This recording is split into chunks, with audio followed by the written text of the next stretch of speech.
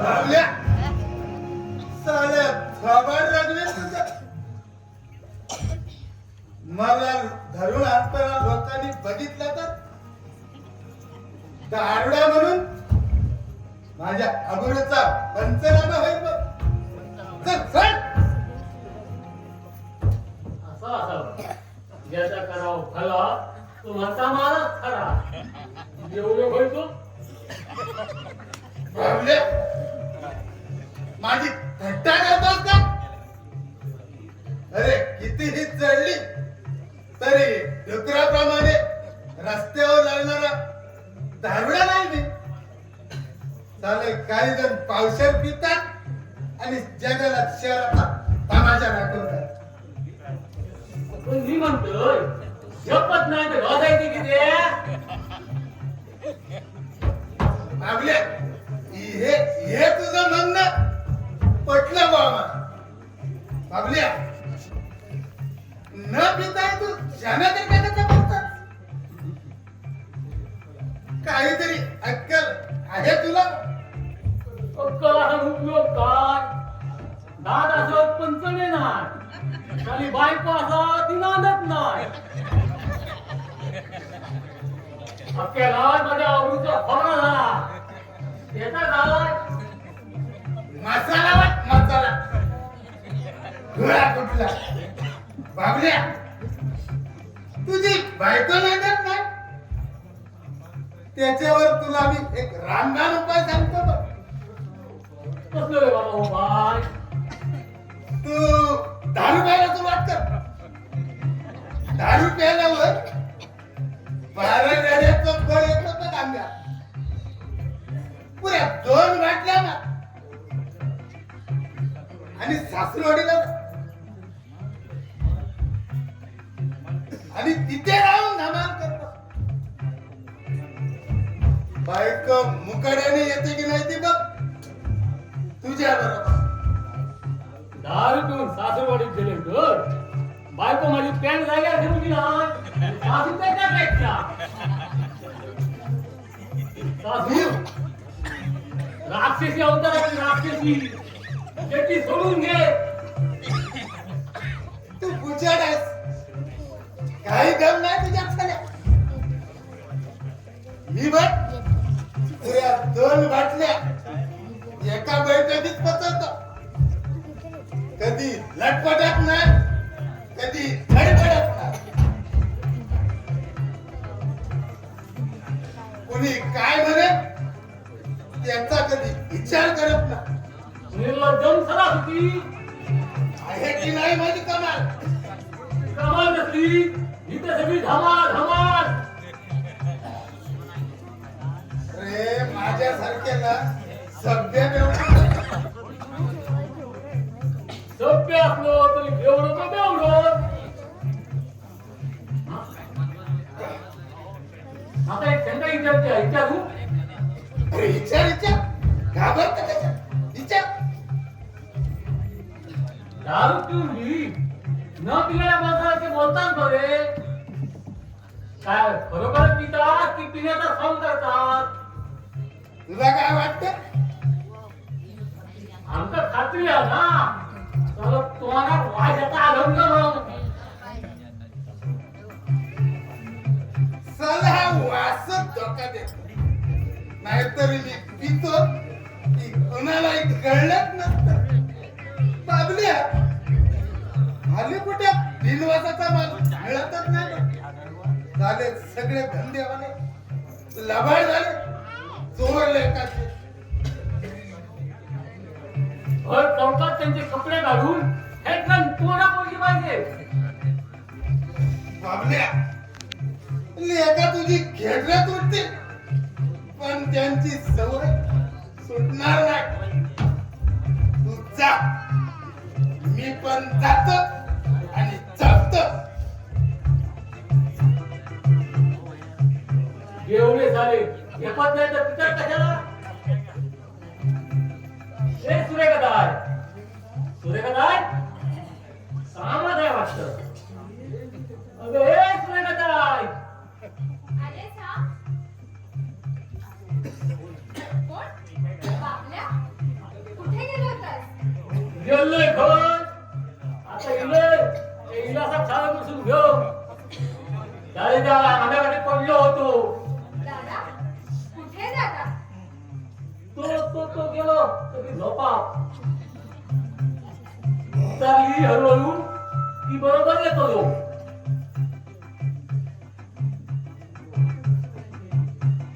पप्पा कुठे दिसत नाही ते तालुक्याला गेले गणेशची औषध आणायला.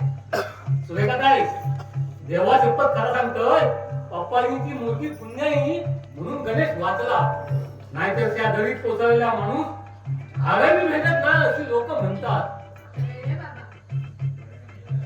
डोळ्याला बराच मार लागलाय त्याच्या. त्याची काळजी करू नको डोळे बरे होते रे ही बाबल्या गुरुवाची जबान असा ती कधी खोटी सांगणार नाही. अरे तिच्या तुमचा बघलेत नाही येवा येवा असे येवा तुमच्या वाट्याकडे डोळे लागले माझे नाही तिचे आता मी जातो. अरे निघालास का? माझी बायको नांदत नाही पण लोकांचा संसार जोडीची सवय असू नका.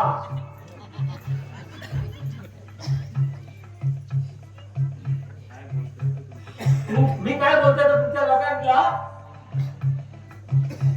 मला काय कळलं नाही बुवा. कळणार कसं डोक्या लक्षात पडल्या असं म्हणजे यावेळी पप्पाची घरात नाही होत तिला त्याच्यात झोपलो असा तेव्हा ही नामी संधी दिलेली तो चान्स सोडू नको. बाबल्या याचा काय असा माहिती हा जेव्हा प्रेमाचं बरं होतं हे कोकणात लिहिलं असा चान्स मिळाला तो सोडू नको. येतोय मी डप्पली वाले डप्पली बजा मेरे घुंघरू बुलाते हैं मैं नाचूं तू नचा तेरे बिन मैं क्या मेरे बिन एक दूसरे बिन हम अकेले दोनों के मन के मिलन से लगे सरगम के मेले हाय हाय तू छोरी कजोरी ये दिल किया तेरे हवाले डपली वाले. सुरेखा मामा कुठे गेले? सकाळीच गेले तालुक्यात गणेशची औषध आणायला. औषध आणायला? पण मामाकडे तर पैसे नव्हते. पैशाचं काय केलं त्यांनी? कसं सांगायचं तुला? आईची आठवण म्हणून एक दागिना पप्पांनी जपून ठेवला होता. तो घेऊन गेले. तो विकणार आणि सुरेखा मामाला मी सांगितलं होतं कुठेतरी पैशाचं बघतं म्हणून.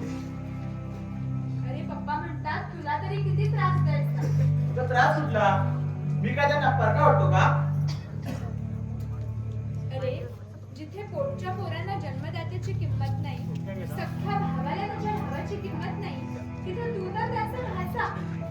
नाही सुरेखा संकटाच्या वेळी कुणाला मदत करताना नात्यामध्येचा विचार करायचा नसतो. माणुसकीचा धर्म राखण्यासाठी जपायचं असतं. रक्ताच्या नात्याची माणसं दूर जातात आणि माणुसकीचं नातं जवळ येतं. हा अनुभव आहे या जगाचा.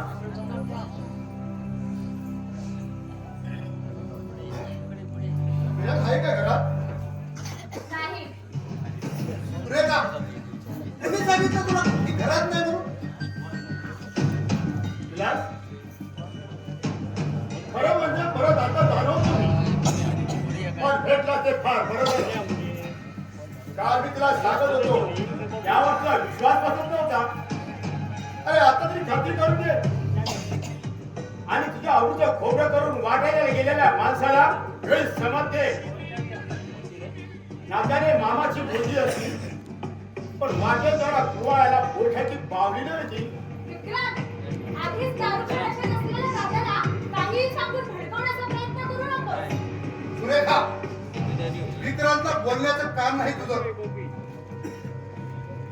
माझ्या पक्षात इथे घरात काय चालतं ते चांगलं माहित आहे मला. आज जा तू. आधी या डोकावण्यात झालं का? सुरेखा, शहाणपणा करू नको.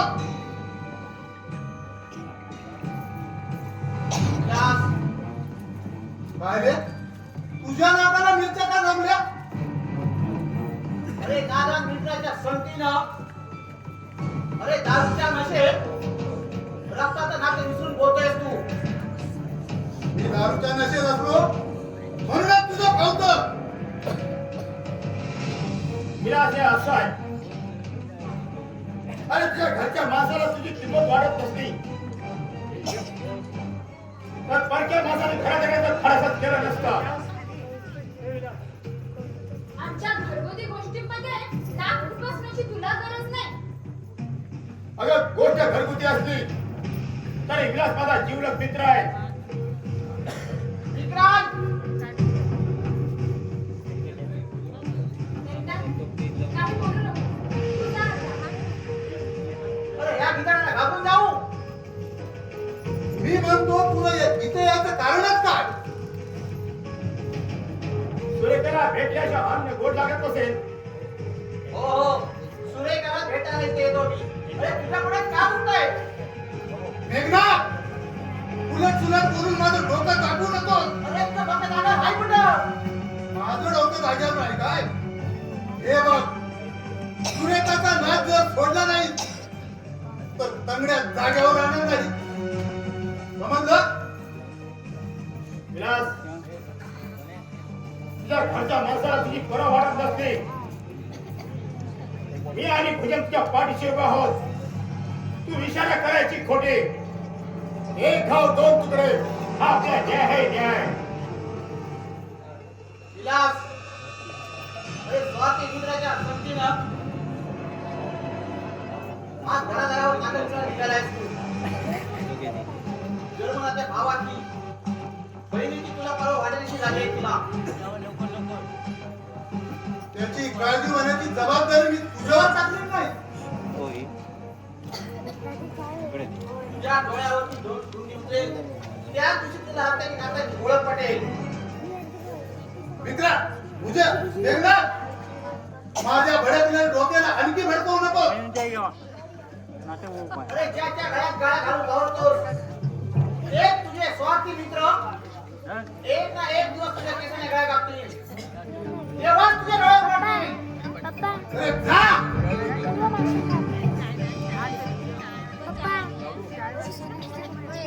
तू कुणाचं तोंड बघत उभी राहिली तिथे?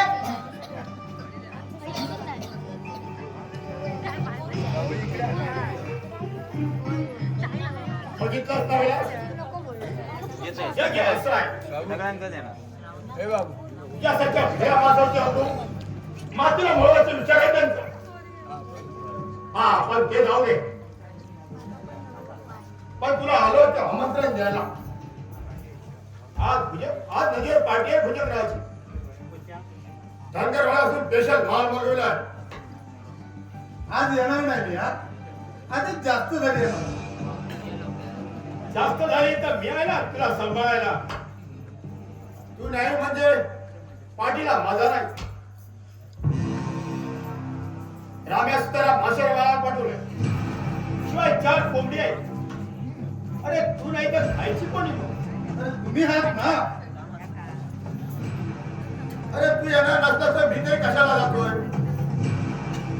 विलास, माझा आग्रह इथपर्यंत तू यायला वाटल्यास येऊ नको. अरे सत्यनारायणाच्या पूजेला जायचं आणि तीर्थदासात न घेता परत यायचं, हे कसं शक्य आहे? हा, तुझ्या आग्रहाचा तरी येईल मी. हा, पण अगदी थोडी घेईल. तशी तुझी हा, तू ये मागं. हो. मी चलतो पुढे. हो, बाय.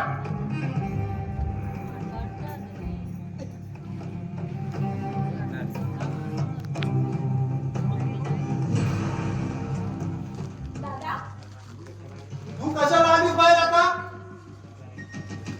दादा, तुझं आणि विक्रांतचं बोलणं ऐकलंय मी. आमचं बोलणं चोरून बघायला तुला लाज कशी वाटते रे? शहाणे कुठली तर जा इथून. यापुढे घरातल्या कुठच्याही माणसाची माझी बोलण्याची इच्छा नाही किंवा त्याचं तोंडही बघण्याची इच्छा नाही. दादा दादा अरे पण असं आम्ही काय वाईट केलंय तुझं? मी म्हणतो चांगलं तरी काय केलंय? माझ्या आयुष्याचा सत्यानाश केला तुम्ही. दादा दादा तुझ्या डोक्यात कुणी काय हे ठरवलंय? माझ्या सुखाचा कधी कोणी विचार केला?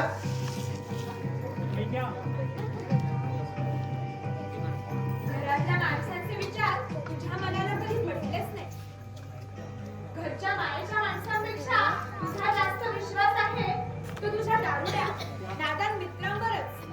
होय, माझा जास्त विश्वास आहे माझ्या दारुड्या मित्रांवर. पण का त्याचा कधी विचार केलाय तुम्ही? घरची माणसं परकी झाली की परकी माणसं जवळची वाटतात. महापुरात सापडलेल्या जीवाला विषारी काल सर्पही जवळचे वाटतात. समजलं?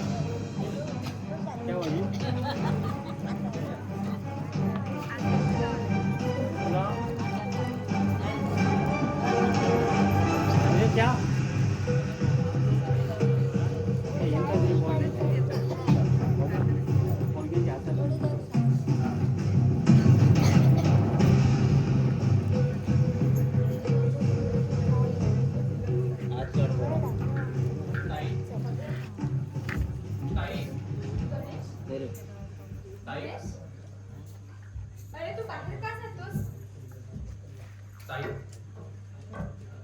दादा बोलत होता ना तुझ्याशी? हो, आत्ताच माडीवर गेलाय तो. मला कळत नाही ताई, दादाचा माझ्यावर इतका राग का? माझ्या दुर्दैवानं माझ्यावर असा प्रसंग आला. त्या वेळेपासून दादाने एका शब्दाने विचारलं नाही मला. अरे विचारायला तो घरात असतोच कुठे? त्याला म्हणावं त्या विक्रांतची भुजंगची संगत सोडून दे. आपल्या घराण्याची अवरून नामशेष करण्याचा डाव आहे का गाव कोणता? माझ्यावर ही वेळ आली नसती तर कायमची अक्कल घडवली असती त्यांना.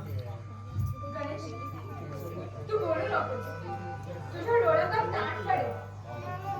गेले 15 दिवस गप्पच आहे. प्रत्येक दिवस युगाप्रमाणे वाचतोय माझा. कुठल्या जन्माचं पाप म्हणून देवानं मला एक प्रायश्चित्त दिलंय कोण जाणे. त्या आयुष्याचा असा खेळखंडोबा करण्याऐवजी त्या अपघातात जागच्या जागी मरण आलं असतं तर. गणेश काय बोलतोस तू रे? बोलल्याने काय होतंय? सुखासुखी मरण सुद्धा मागून मिळत नाही.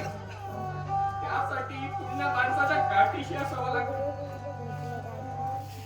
अपघातात जागच्या जागी माझं काही कमी जास्त झालं असतं तर माईची माणसं 4 दिवस रडली असती.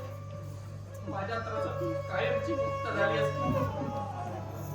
गणेश तू उगाच मनाला लावून घेऊ नकोस. प्रयत्नाची शिकस्त करून आम्ही औषधोपचार करू. थोड्याच दिवसात तुला पूर्वीप्रमाणे व्यवस्थित दिसू लागेल. नाही ताई नाही, माझं मन मला सांगतंय ते डोळे कायमचे गेले. आंधळा बनूनच उभा आयुष्य करावं लागणार आहे. सोसायटीच्या मॅनेजरच्या थोबाडीत मारून नोकरी सोडली. नीतिमत्तेने वागणाऱ्या पप्पांच्या शब्दाची किंमत राखली नाही. त्याची जी शिक्षा परमेश्वरानं मला दिली.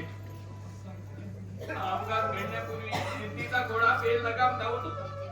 विचाराचा संयमाचं बंधन नव्हतं. एकच काम विचार होता. सरळ मार्गाने जमलं नाही तर वाकड्या मार्गाने, चांगल्या मार्गाने जमलं नाही तर वाईट मार्गाने खूप पैसा कमवायचा. आपल्या दारिद्र्यावर तूड उगवून पप्पांना सुखात ठेवायचं. ताईचं लग्न मोठ्या थाटामाटात लावायचं. हे स्वप्न होतं माझं.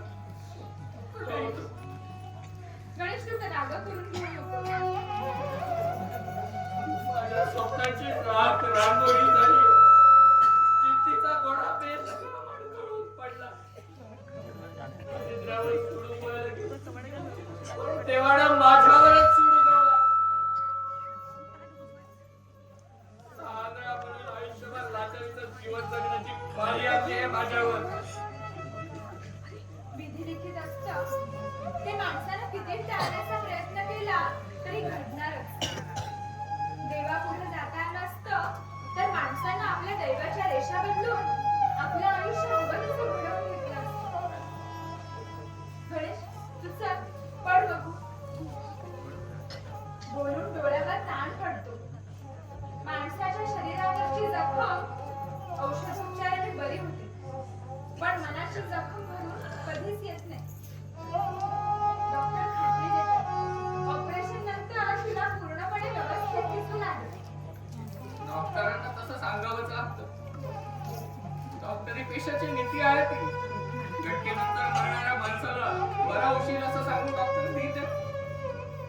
बिचारा माणूस त्याच आशेवर 4 घटका अधिक जगतो. ताई, आज सकाळपासून पप्पा कुठे गेले? तालुक्याला गेलेत ते. तू चल आराम कर बघू. मी इथेच बसतो. किती वेळ अंथरुणावर लोळत पडायचं. डोळ्यावरच्या जखमेप्रमाणे जी बाई लुई पडली असती तर फार बरं झालं. गणेश असं वेड्याप्रमाणे काय बोलतोयस तू हे?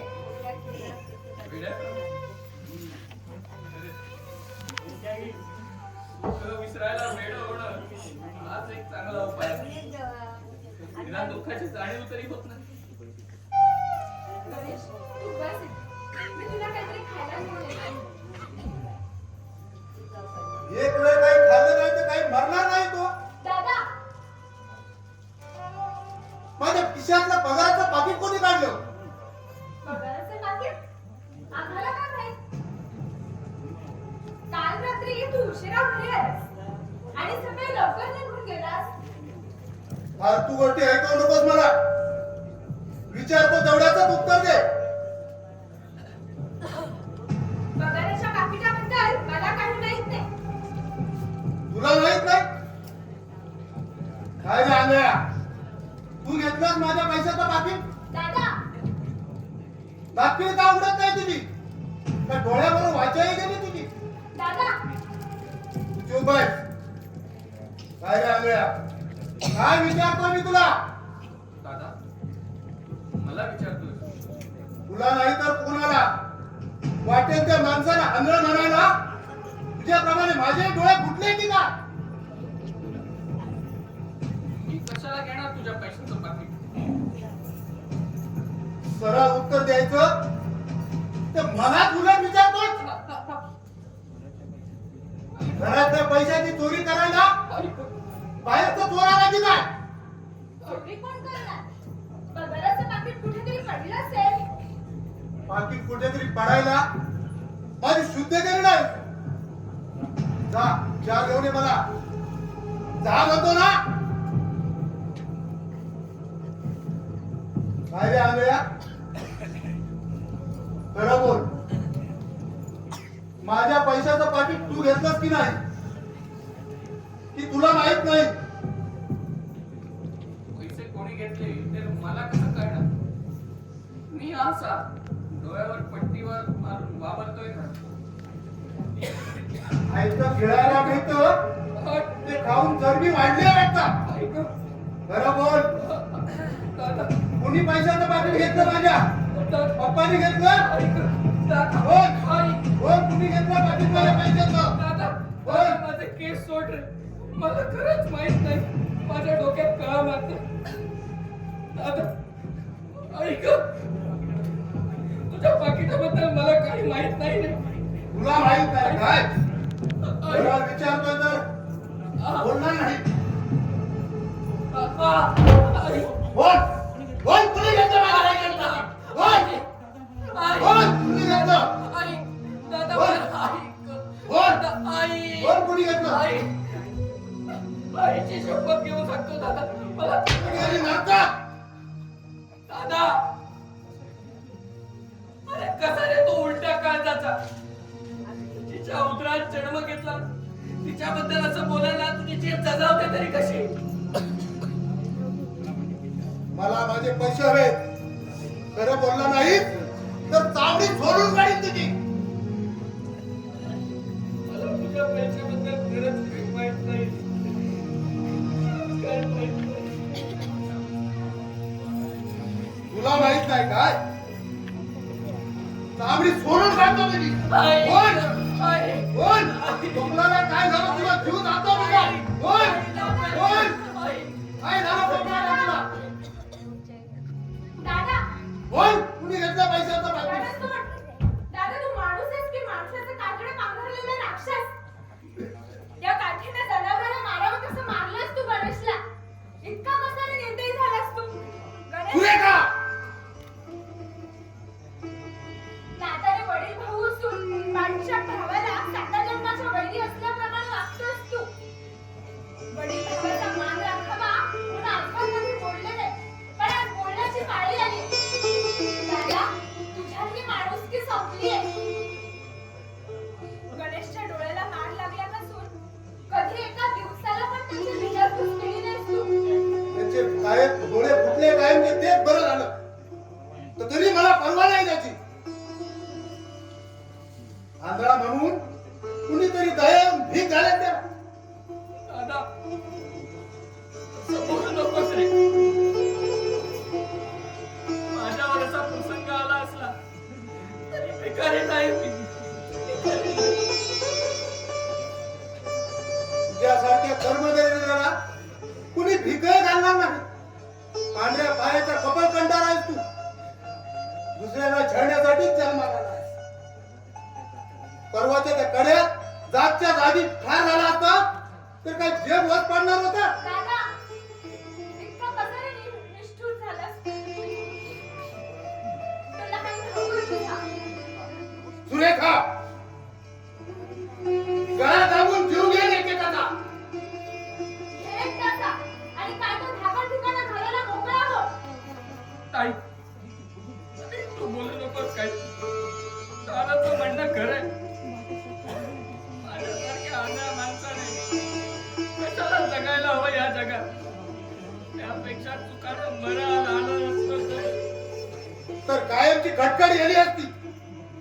माझ्यावर असा प्रसंग आला असता तर मी तरी काय करू? गळ्यात दगड बांधून विहिरीत उडी घे तरीही मरणार नाहीस तू. सुखाचं मरण यायला तुझं नशीब असावं लागतं. तू तर तडपडून मरणार. दादा दादा म्हणजे पाया पडते. माझं जे काही ऐकवत नाही. ऐकवत नाही ना मग कानात बोटं घालून घे आणि पप्पा आले की विचारते ना पैशाबद्दल. माझं जर पैशाचं पाकिट मिळालं नाही तर एकेकाची गय करणार नाही. गोळी घालेल एकेकाला. दादा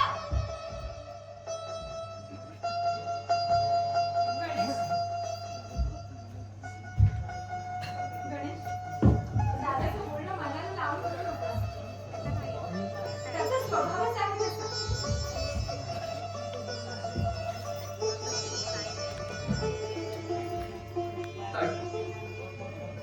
आता मला आयुष्यभर असंच अपमानित तिने जगावं लागणार.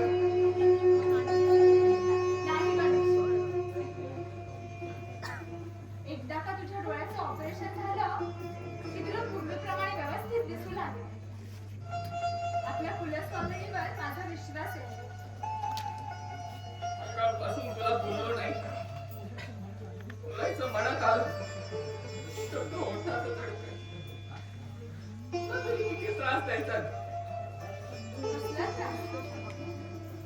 रात्री माझ्या डोळ्यात औषध टाकलं नाही. त्यामुळे रात्रभर झोप लागली नाही. सारखा तळमळत होतो. औषध टाकायला विसरलीस. ताई,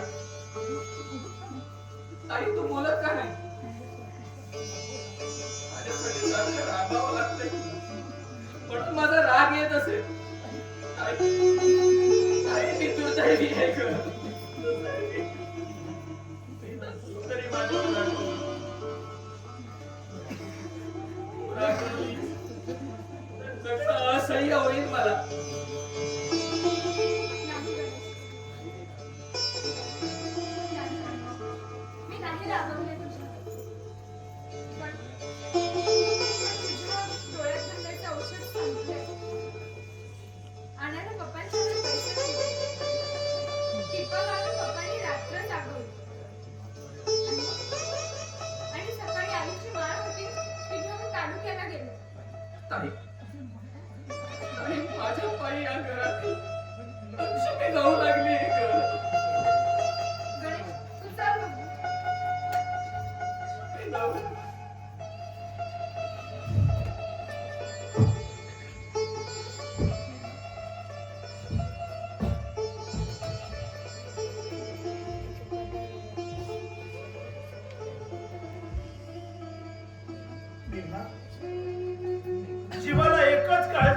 राहिली आहे रे. औषध उपचार करू नये. गणेशला दिसून नाही लागला तर माझ्या पाठी माझ्या आंधळ्या पोराकडे खोल बघ. या पप्पाजी मास्तराच्या पोराला शेवटी भाकरीच्या तुकड्यासाठी कुणाच्या तरी दारात लाचारवर बसावं लागत रे. मामा असं का बोलताय तुम्ही हे? गणेश एकटे नाही या जगात, मी आहे त्याच्या पाठीशी. तुम्ही असा धीर सोडू नका. माझ्या डोळ्यापुढे सगळा अंधार दिसतोय. उभ्या आयुष्याच्या वाटेवर संकटाचं धुक बसत. अरे, ज्याच्या आशेवर सुखाची वाट शोधायची त्या विलासची वागणूक तर. मामा हेही दिवस जातील आणि एक ना एक दिवस सुखाची पालवी कुठे. कसली सुखाची पालवी. आयुष्याचं पिकलं पान केव्हा तरी गळून पडणार. काळजी वाटते ती सुरेखाची. गणेश आता येताना गाडीत खानवीचे दळवी भेटले होते. विचारत होते सुरेखाचं लग्न करत नाही काय म्हणून. काय उत्तर देणार. गप्प बसावं लागतं. मामा विचार तुम्ही ओघात डोक्यात ताप करून घेऊ नका. सगळं काही ठीक होईल. एक वेळ मी उपाशी नाही, पण गणेशच्या औषधोपचारात काही कमी पडू देणार नाही. अरे जिथं आभाळात फाटलंय तिथे तू तरी कुठं कुठं ठिगळ लावणार आहे.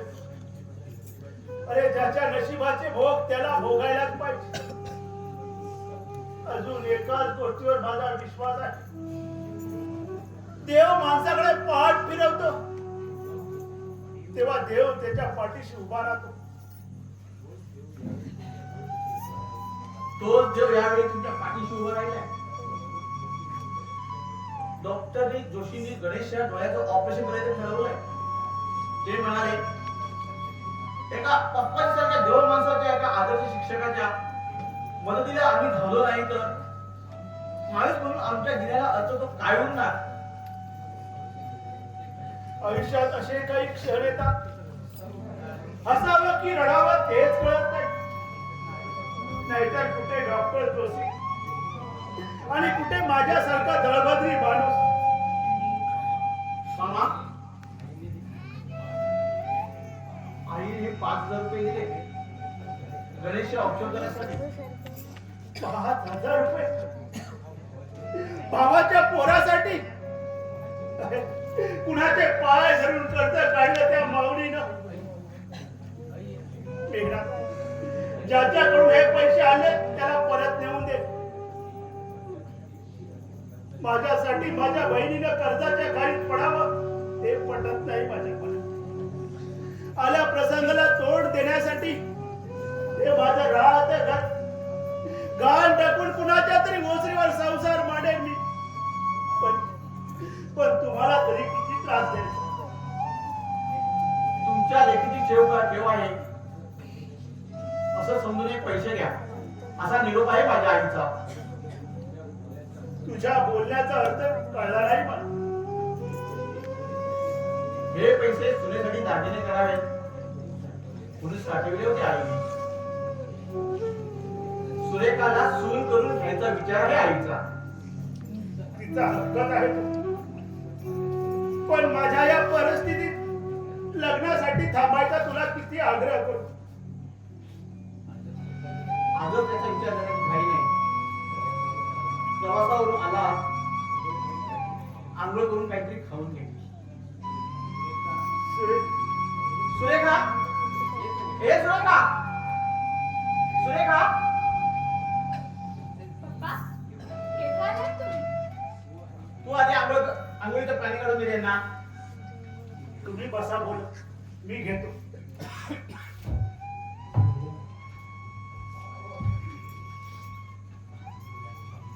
काय म्हणत होते पप्पा? तू ऐकतच वाटतं. सुरेखा ओघाओघाने आपल्या दोघांच्या लग्न संबंधी विषय निघाला मामांकडे. काय म्हणाले पप्पा? आपल्या लग्नाला त्यांचा होकार आहे अगदी 100%. पप्पा आतमध्ये म्हणून उगाच लाडा देऊ नकोस. अगं बाहेर आले तर त्या काही म्हणणार बोलणार नाही. जणू आकाशातला चंद्र हाती आल्याच्या आनंदात बोलतोस तू हे. तू आहेसच मुळी चंद्राची चांदणी. एक सांगू तुला, लग्नापूर्वी लाडी गोडीने बोलणारी जोडपी एकदा का डोक्यावर अक्षता पडला की अर्धाधिक संसार हा भांडणातच घालवतो. हे मात्र खरा, भांडण कशाला म्हणतात ते माझ्या ते भोळ्याशंकराचे अवतार बायकोच्या नादानं भांडणात तरबेज होतात. आपले मारवाडी उगाच नाही म्हणायचे. अंगणाला तुळशीशिवाय आणि संसाराला भांडणाशिवाय मजा नाही. तू आतापासूनच भांडू नकोस हा. हो, मी भांडतो रे बाई. आला वाटतो नाटका बघा. हो हो, मी खूप रागावले. काय करणार, बायकोच्या नाकावर नवऱ्याचा अधिकार जास्त असतो. खरं का नाही? चल, थट्टा करू नको हा माझी. सावध तुला.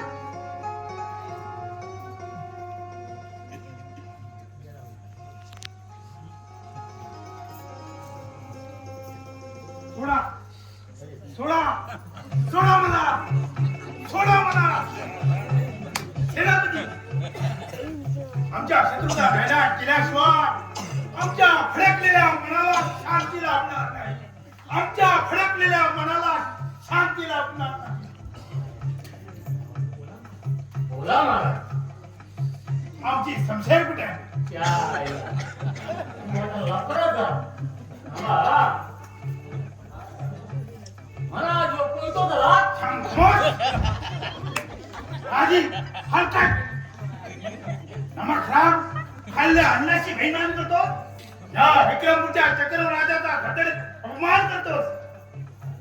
महाराज, या आजार लेखा क्षमा करा. माझं काय चुकलं असेल तर आपले पाय धरतो मी. आजवर आमची समजूत होती महाराजांना यायला लागला पण नाही महाराज. महाराज गेलेपणातही शाळेसारखे वागताय. अगदी कसलेल्या नटाप्रमाणे ऍक्टिंग करताय. सेनापती, तुमचं डोकं ठिकाणावर नाही. साठी आणि भीतीनाठी तसं झालंय तुमचं. अहो तुम्ही म्हणजे एक पिकलेलं पान. वाजा कोण तुझ्या पान. सेनापती, ओरडू नका. ओरडाला का तुम्ही? तुम्हाला आम्ही अभद्र वेडवाकडे असं काही बोललेलं नाही. काही तुम्हाला आम्हाला माहित आहे, काही पानं पिकतात पण देठाला त्यांच्या ओलावा असतो. वाजा वाजत मला तर तिथे थोबाड फोडून टाकीन. खबरदार सेनापती, तुम्ही आमच्या या खोबाडाच्या चिंध्या जरी केल्या असतील तरी आमचा निर्णय काळी मात्र बदल होणार नाही. जिंकू किंवा मरू, जिंकू किंवा मरू हे आमची प्रतिज्ञा आहे. जीवाची तमा न बाळगता सह्याद्रीच्या कड्याकोट्यात रानोमाळी फटकू, पण आम्ही आमच्या लाडक्या राणीला सुखरूपपणे घरी आणू. त्यात विक्रमपूरच्या चक्रम राजाचं नाव सांगू. बाबल्या, अरे बाबाजी ती राणी कुठली? माझी लाडकी राणी. अहो तिच्या साधनासाठी या पृथ्वी तलावरील सारी फुले आपल्या देहाच्या पायघड्या घालतात. जिजावर अग्नीच्या अक्षता टाकण्यासाठी स्वर्गातून पावसाच्या धारा अधीर होतात. तिच्या दर्शनाने दाट काळोख्या रात्री लख असा प्रकाश पडावा. ती अशी माझी लाडकी राणी, आसमान की परी. इंद्राच्या दरबारातून ती कशी लचकत मुरडत थुंकत येत आहे. सारे देव डोळ्यात पाणी आणून तिला निरोप देत आहे. ती पहा, ती पहा, ती पहा आली. गेली? काय रे? मला काय दिसत नाही. तुम्ही पापी आहात, तुम्ही पापी आहात. तुमच्यासारख्या पाप्यांना ती कशी दिसणार? ती पहा, ती पहा. त्या समोरच्या वटवृक्षावर बसून माझी वाट पाहत आहे. कुठे आहे? ओ महाराज, ती तुमची झाली. ओ टावट वागवता महाराज बसला. खामोश, खामोश. और तेरे मन की गंगा और मेरे मन की जमुना, बोल राधा बोल, संगम होगा कि नहीं? बोल राधा बोल, संगम होगा कि नहीं? नहीं. ईश्वर. काय तरी काय. आता मात्र महाराजांना खरोखर घ्यायला लागलं. बाजल्या त्या वेळेला घरी येऊन सोड. मी त्याला धरून घरीच नेत होतो, पण हातातून सटाकला आणि पाळला. लाभार करतो. पळाला? कोण पळाला? सेनापती कोण पळाला? पळायला का आम्ही डाकू, दरोडेखोर, काय नकळत पोरगी आहोत? गेली 17 वर्ष रंगभूमी गाजविणारा नटसम्राट वासुराव खोलवरकर. या वासुराव खोलवरकराचा तुम्ही असा अपमान करावा? अरे कर्म चांडाळानू, अरे तुमची जीभ तरी कशी थलावते? या विक्रमपूरच्या चक्रम राजा, अरे विक्रमपूरच्या चक्रम राजा, अरे काही तुझी दुर्दशा, अरे काही तुझी दुर्दशा. राजे राजे रडू नका. शांत व्हा, शांत व्हा. कुणीतरी हंडावर पाणी आणू ओता माझ्या डोक्यावर, नाहीतर मला नेऊन त्या नदीत मग शांत होईल. म्हणे शांत हो. नाही,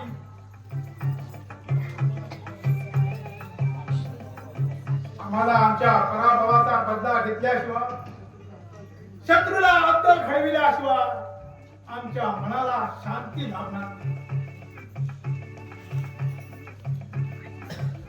तुमच्या राणीला कोणी पकडलाय?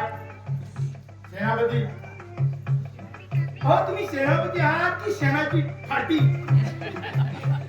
आपल्या राज्यात काय घडतं हे तुमच्या कानावर येत नाही? कान आहेत की कानाची भोकं?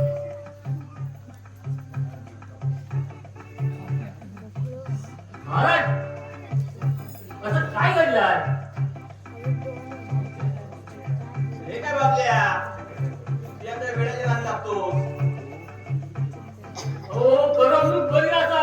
येत्या तो गावातलं कोणतरी इकडे होतो. बोला बोला महाराज, तुम्ही बोला. पुढे काय घडला? अरे घडू नये तेच. शांतता दरबारात. महाराजांची तशी ऑर्डर आहे, आज्ञा आहे.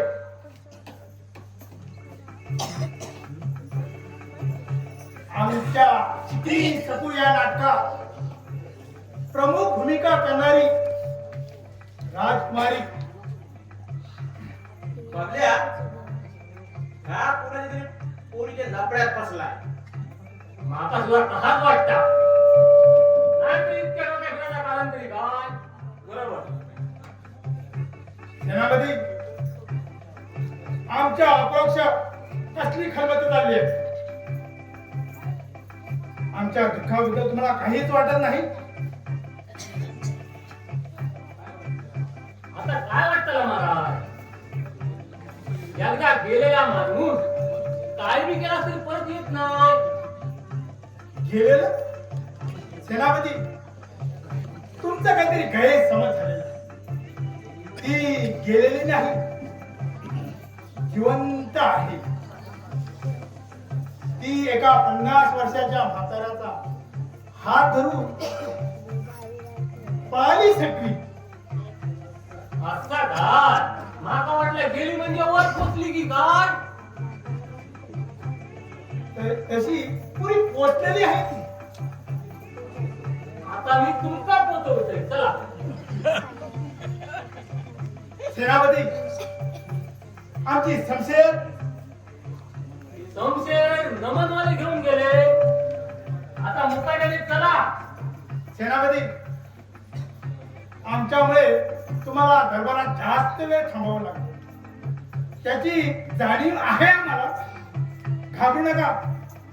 तुमचा ओव्हरटाईम मंजूर करून टाकतो. पण हे बघा ओव्हरटाईमचे पैसे घेतल्यावर तुम्ही ओव्हरटेक होऊ नका म्हणजे झालं. चला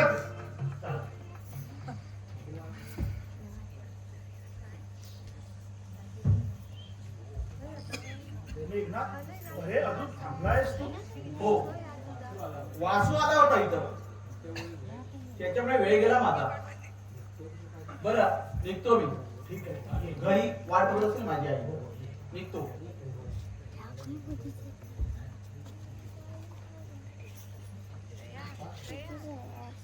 पप्पा मगाशी उन्हातून आलात म्हणून बोलले नाही. पण आज विलास दादानं गणेशला काठीनं मारलं. काय विलासने गणेशला काठीने मारलं? पण का? त्याच्या पगाराचं पाकिट कुठेतरी हरवलंय आणि ते घरातल्याच कुणीतरी घेतलंय असं वाटतंय त्याला. त्या कार्ट्याला आपल्याप्रमाणे अवघं जग दिसतंय. दारूच्या नशेत कुठेतरी घालवलं असेल पगाराचं पाकिट.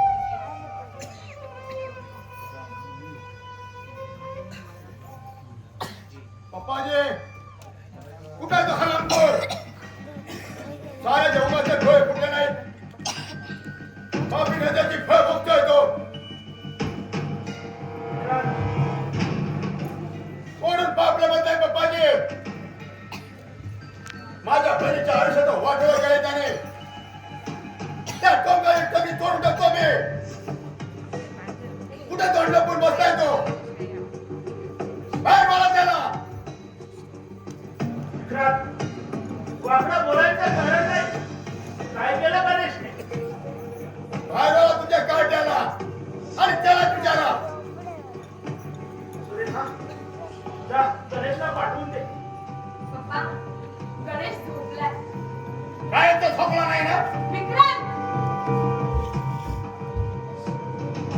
आजपर्यंत गावातले लोक आपापसात कुजबुजत होते.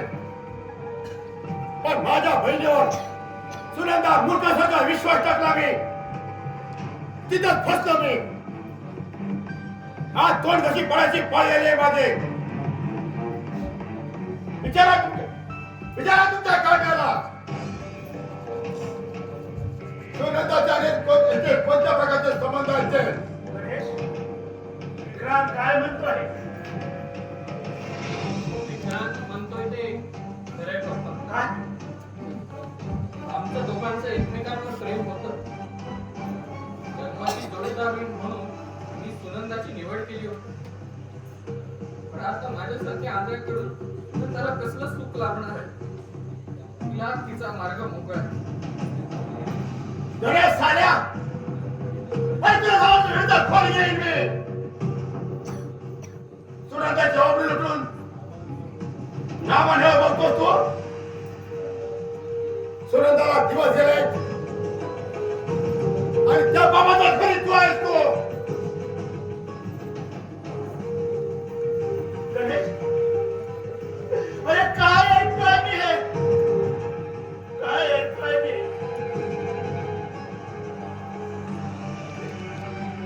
काळोखी फासलीच माझ्या तोंडाला. त्या भेटच्या परवाच्या अपघातात जागी काय झालं नाही पप्पा. अरे अरे त्या पोरीने आता काय करावं? काय? पप्पा नाही पप्पा, हे खोट आहे. विक्रांतचा काहीतरी कपट दिसतो. आमचं दोघांचं एकमेकांवर प्रेम असलं तरी नीतिमत्तेची लक्ष्मण रेषा ओलांडलेली नाही आम्ही. माझ्यावर विश्वास नसेल तर सुनंदालाच विचार. विचारायचं काय त्यात? 3 महिने उठून गेले त्याचं.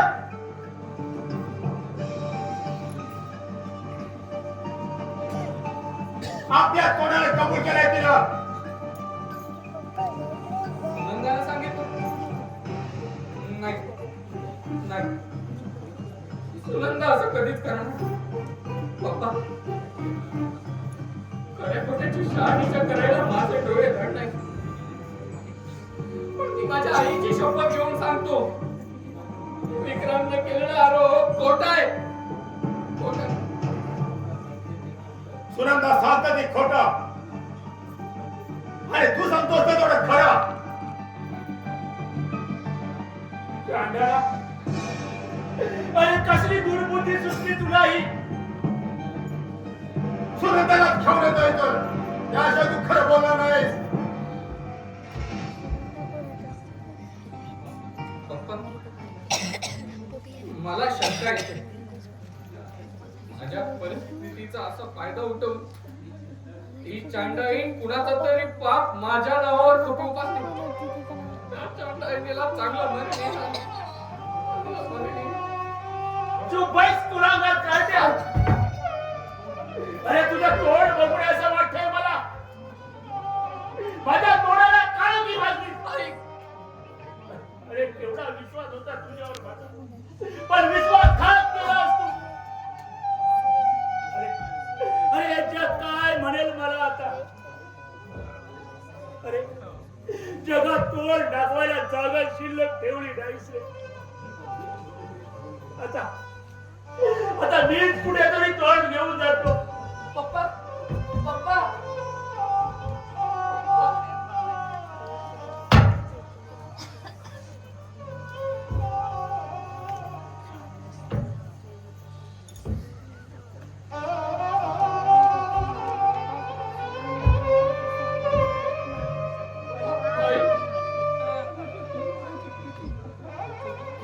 माझा दैव आणखी किती प्रकारे छळ करणार आहे माझा.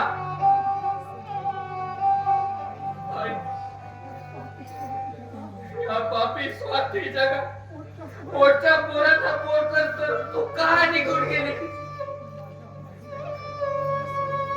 आईच्या मायेला फारकत झाले माझ्यासारख्याने आता कोणाच्या तोंडाकडे बघायचं.